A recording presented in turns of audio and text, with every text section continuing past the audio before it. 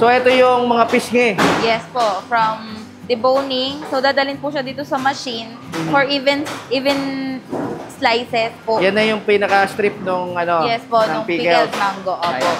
Anong tawag sa machine na to? Ayan. Mango slicing machine. Mango slicing machine. Ito ba fabricated o may nabibili na ganito?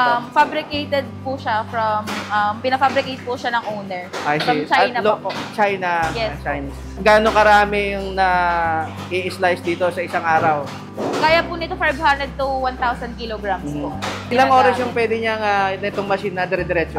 Maximum po is 3 hours po. Maximum yung 3 hours, niyang kaya-kaya. dire-diretso. Ano pangalan mo, kuya? Ha? Efren. Si Kuya Efren. Kuya Efren, tigasan ka?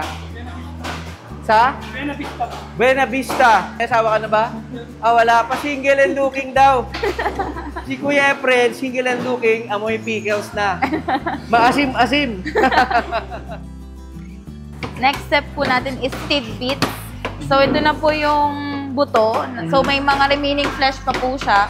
So, para hindi masayang is gagayatin natin mano-mano po. So, tatanggalin pa po natin yung remaining flesh na pwede pa nating maipikel. Mas marami pang makukuha. Yes po. Panoorin ang full video sa ating YouTube channel, Agree sa Agri. Don't forget to follow, like, share, and subscribe.